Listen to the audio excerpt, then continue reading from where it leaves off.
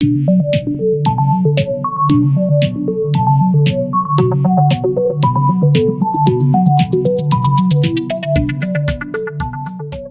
right, welcome back to another Wednesday workshop from the Mapton School District. Today we are going to be looking at the technique called Stretch It.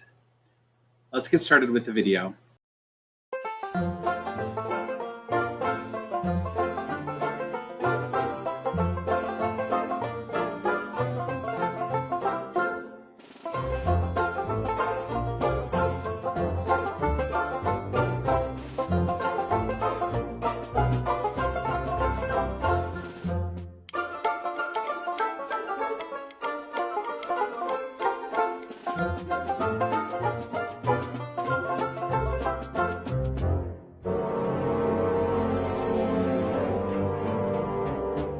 Right, obviously, we're playing on the idea of stretching, and hopefully this technique does not end up feeling like or representing the video that we just watched, but I hope that it made your Wednesday a little bit better.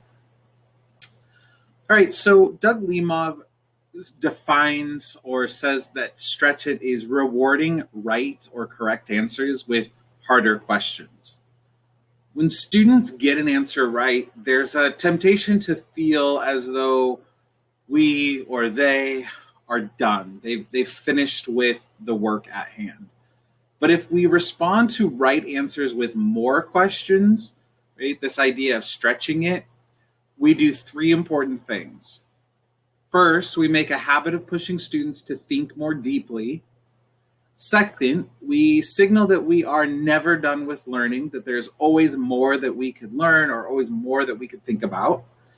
And third, we help build a growth mindset coming from the work of Carol Dweck, by constantly rewarding success with challenge. I know that I have been guilty of responding with good job or yep, all right, nice, and then moving on from there. Okay, the first way that you can implement Stretch It into your classroom is by using directive prompts or questions.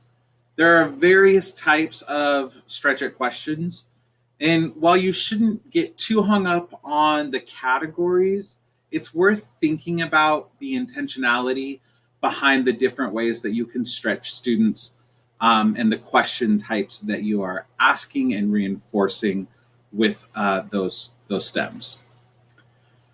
Questions and prompts can be directive. That means that they are worded to push students and guide students along very specific lines about something that they have shown or that they've mastered. And again, that is language that also comes from our evaluation rubric, that when we are using directive questionings, we are leading them down to a specific right or wrong answer, rather than more open-ended.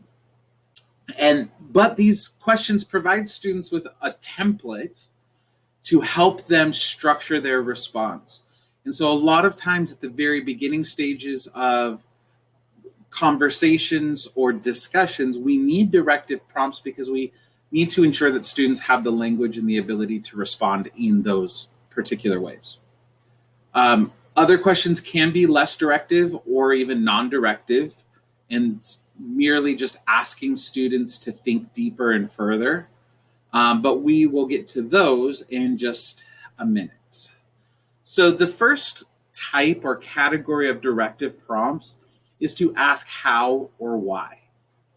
The best test of whether students can get answers right consistently on a given topic is whether they can explain how they arrived at their answer. So for example, if a teacher asked, how far is it from Durango to Pueblo? And the student said 600 miles, right? Correct answer, I'm assuming. I don't know, I don't have a map in front of me. How'd you get that? Right, so we're rewarding a correct answer with a harder question. How'd you get that? Oh, I measured 3 inches on the map and added 200 plus 200 plus 200. Or we can ask for another way to answer. When students solve it in one way, it's a great opportunity to make sure they can use all of the available methods. So you could follow up even more and stretch that question more by saying, well, how'd you get that?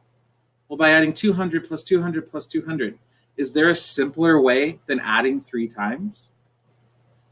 What's another way that you could answer that? Or you could ask for a better word or more precise expression. So students often begin framing concepts in the simplest possible language, right? Path of least resistance. What's the easiest way I can get to the right answer? So when we offer them opportunities to use more specific words, and we're talking academic language here, as well as new vocabulary, it reinforces the crucial literacy goals of developing vocabulary. So when we talk about students who have low level vocabulary, we can improve that and we can stretch their vocabulary use by insisting that they use those words. So for example, a teacher might say, why did Sophie gasp? And a student might respond, well, she gasped because the water was cold when she jumped in. And the teacher can stretch this by saying, can you use a word that shows how cold it was? Oh, Sophie gasped because the water was freezing. Okay, but how about using one of our vocabulary words? Oh, okay. Sophie gasped because the water was frigid. Another way that you can stretch it is to ask for evidence. By asking students to describe evidence that supports their conclusion or their reasoning, you're emphasizing the process of building and supporting sound arguments. That's really important for secondary students, but it's vital groundwork even for elementary students. You don't have to say that an argument is not good. You just have to ask for proof, right? And a lot of times students will recognize that their argument is very weak if they can't find evidence to support even their own thinking or their own opinion. You can also ask students to integrate a related skill. So in the real world, questions rarely isolate a skill precisely, right? So very rarely are we asked to show our algebra skills or our reading comprehension skills or our ability to show individual skills one at a time. They are integrated and woven throughout our lives. And so much so that we don't even realize that they're there. So try responding to a correct answer of one skill by asking students to integrate or connect to another skill that they might have recently worked with. So an example could be, how can you use the word stride in a sentence? I stride down the street. Okay, can you add some detail to show more about what stride means? I stride down the street to buy some candy at the store. Okay, can you add an adjective to modify street? I stride down the wide street to buy some candy at the store. Okay, can you put that in the past tense, right? So they're giving you correct answers, but you're adding related skills, right? Because the first skill was, can you define stride, right? That's what we wanted to know. Can they do that? Can they use it in a sentence? And now we're going to add a little bit more, right? Obviously, we had to have pre-taught those other skills, but now we're beginning to integrate them. So when it's not enough to just say, hey, students, you need to write interesting or sophisticated sentences, we have to show them exactly how to do that. And we can show them by stretching their responses. And they'll get used to it enough that it'll just be part of what they do. You can also ask students to apply the same skill in a new setting. So once students have mastered the skill, you can consider asking them to apply it to a more challenging situation, right? So, sorry, the English teacher in me just keeps coming out. So, what is the setting of our story? Oh, the setting is in a town in the recent past. Okay, I noticed that you remembered both parts of the setting. Great. Can you remember the setting of the last novel that we read? Or do movies have a setting? I'm going to tell you a movie. I'm going to list a movie to you, and I want you to tell me the setting of that, right? So we're same skill, but now we're going to move it to movies, or we're going to move it to a poem, or we're going to move it to a different, more challenging situation, right? There are also less directive prompts. So there are non-directive questions or prompts, and they use simple phrases like "tell me more" or "develop that." And they're kind of broken down into three areas. So the first is partially directive prompts. Some examples there would be say more. How do we know that this connects to that idea? Or develop that last argument about the role of gender in Henry the Fourth further. Okay. So it's not a very specific answer, right? We don't have one specific answer that we have students that we're leading students to, but it's also not completely open, right? We're focusing them, but not limiting them. There are non-directive prompts like say more or keep going. Those are really open-ended and not directive at all. So those can lead you in some pretty interesting places. And I think that's why we don't use them as often, because there's really no control over where a student goes. If they give an answer and you say, oh, keep going or say more, they could take a left turn or a right turn, or they could focus in on something that we don't think is important as educators. But it gives them, as students, the most autonomy. And it really helps you as the teacher to know really what is their thinking, and it makes it a little bit more visual for you. You can also use nonverbal prompts. That would be something like rolling your hands, like a traveling foul in basketball, or nodding your head, or like kind of signaling more, give me more. Maybe a raised eyebrow or other facial gestures, right? You're going to have to probably wean students from that. So at first you may have the nonverbal cues with verbal cues, and then you can slowly release the verbal cues until all you have to do is raise that eyebrow or nod your head or give that questioning look, and students will know to provide more information or to keep going. All right, let's look at a video example. Last one on the front side. This statement was most likely made by whom? Brittany. Booker T. Washington. What line or piece from that clued you into Washington? Kamari? I thought the last part where he said that that the enjoyment of all privileges will come to us must be the result of severe and constant struggle rather than of artificial forcing. Why'd you pull that out? Because I know he was going against what W.E.B. Du Bois was saying. W.E.B. Du Bois was basically saying that he wanted to integrate blacks into society politically and try to get them to get an education, whereas Booker T. Washington felt like they should become economically stable and earn their place in society. Well said. You know what I mean? You want to add? Yeah, I thought also the first part where it says social equality is the extremist folly. Essentially exactly what Kamar was saying. Great. Let's flip to the back then. Number 7. In this first video example, we note that this sequence of questioning follows a period of independent work with which students wrote out their response to some questions.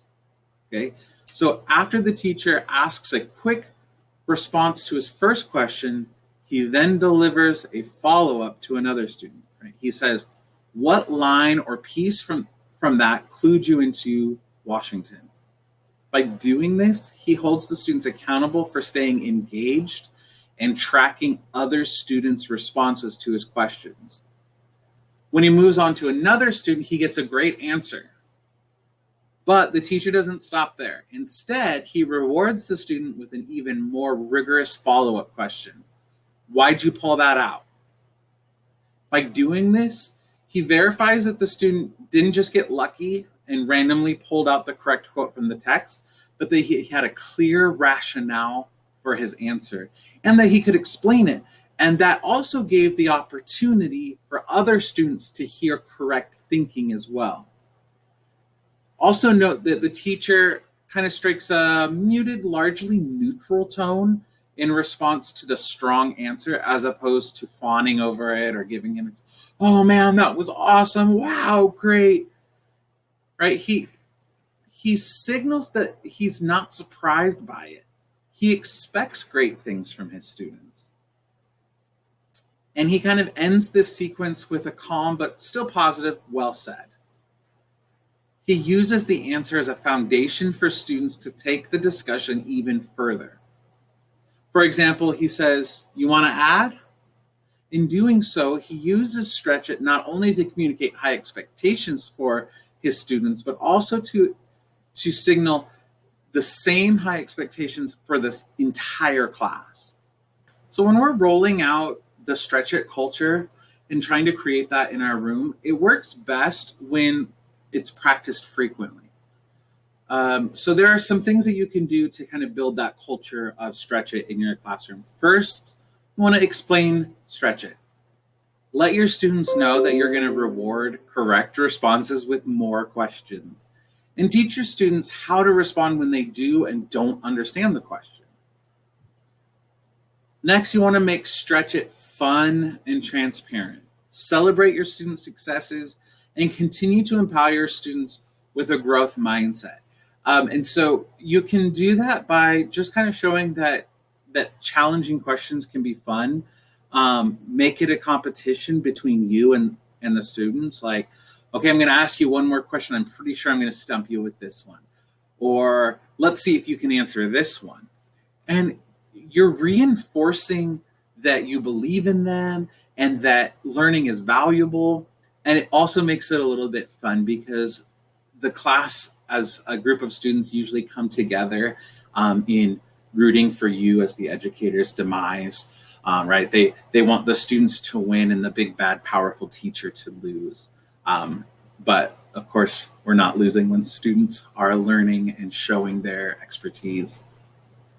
You can also get students to start to stretch each other because to really have a true culture in a classroom, it's a collective agreement. And so we need to find opportunities for students to stretch one another with questions and prompts. So just think about the culture that you want in your room, what you want it to look like, and what you can do to ensure that a right answer isn't just a right answer, that you can go deeper and further and really know what your students know. All right, let's finish off with another example. Thank you. Perfect. 2 questions. First of all, what does this have to do with what we talked about yesterday? Check, Ezria, please. What is the monster? How we don't get good education. Okay, can somebody build on it, please? Check, Abby in the back. This builds on the idea of institutional racism. Good, say more. How do we know this connects to that idea? Keep tracking, Abby, please. Because it's saying how blacks are able to get as good jobs or a job in general as their white counterpart. Beautiful. Come back this way. In this second video example, Miss Pope really focuses in on challenge in her classroom. The reward she gives the student for a right answer is an even harder question. She's able to determine whether the student's answer is a false positive or not. Right? Did they just guess well, or do they really know this? The first student that Miss Pope calls on gets the answer correct, but when she asks a stretch it question, which is, what is the monster? The student's response to that reveals that the student doesn't quite have a reliable reasoning for that. So awareness of this allows Miss Pope to continue prompting her to get the correct answer. You may have also noticed that her next question is a prompt. Can somebody build on that, please? This spreads the culture of stretch it to the entire classroom and makes sure that she holds other students accountable for listening to their peers. The next student replies, this builds on the ideas of institutional racism.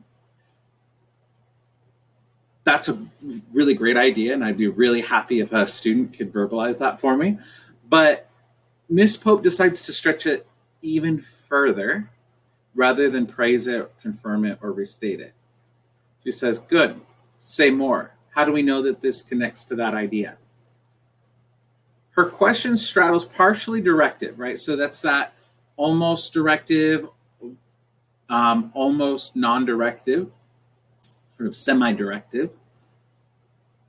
She seems to be preparing her students to be familiar with what will ultimately be completely non-directive prompts like, say more. Again, I want to thank you for being part of our Wednesday workshops. I hope that these are valuable for you. If you have any questions or concerns, you can reach out through email, through phone call or text, or you can book an appointment with me using the attached slide deck. Have a great week, Mabton.